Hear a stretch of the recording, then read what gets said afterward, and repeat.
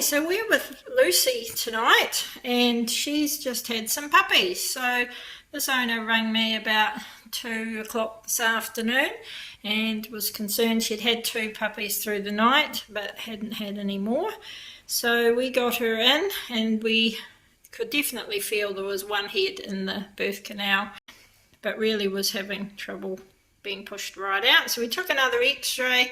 And she did have, in fact, another 4 puppies inside, including the one that was stuck. So we talked about the option of cesarean. I actually did give her a little bit of oxytocin because there was no contraction by her belly at all. And luckily, she did actually move that pup a bit more and I could get it and managed to deliver it. So that was a relief. We did hang around for the rest of the afternoon because we were just wanting to make sure that we were going to get them all out.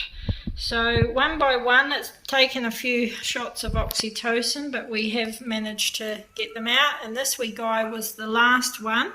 Her head was a wee bit stuck in the birth canal as well, but just with gentle feathering of her vulva and just a wee gentle manipulation, we managed to get her out. So it's now 7 o'clock in the evening, so luckily we're all done and can go home, which is brilliant. And she'll be happy to get back to all her puppies.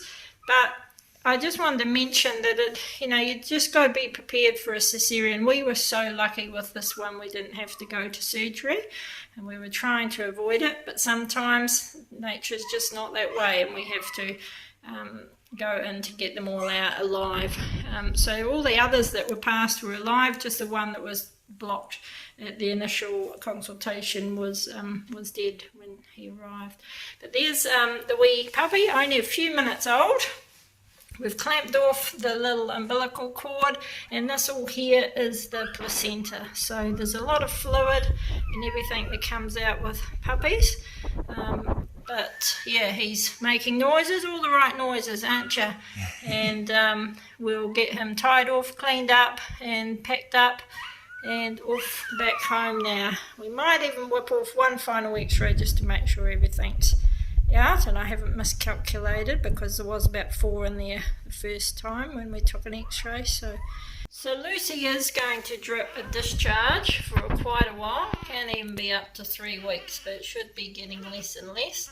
So this is just past, from passing the puppies. It's a lot dark because it's sort of blood and also a wee bit of greenness in it. We were talking about the dark green that you may see. It's actually on all of this placenta. And so that means that the dark green means that the placenta has separated from the mother's uterus, and you really, when you see that, it's a wee bit of a warning sign because you haven't got long, you can't leave them, otherwise they're going to, the puppies are going to die because that's their life support essentially. So when you see a green discharge, it is reason for concern. You also, if the dog is hard straining, then ring the vet at least and they can advise you. You just don't want to leave them because you're putting these little guys at risk. Then after they die, then the bitch can start getting sick as well. So always ring your vet if you're worried, and they can advise you. And the other thing is just save up just in case. I mean, we were really lucky with Lucy here that she didn't need a cesarean, but we've been watching her really closely and being patient with her and just giving them time to come naturally. But if they're not going to come, you will be up for a big financial burden. You have to always think about that. If you're going to have puppies, it might be great to let the kids have a look and see what life's all about, but you've got to find responsible homes for them, and you just got to be prepared for surgery if it comes to that. But that is Lucy and her gorgeous little puppy. We'll just pop her back with her other 5 litter mates in the room soon. So we were just talking about food, and I asked what he was feeding her on. So really, you need to feed bitches puppy food because it's higher in calcium. As soon as a bitch gets pregnant, you're feeding puppies basically. So You really want them on a puppy diet from the later stages of gestation, and that will cover them into the lactation as well.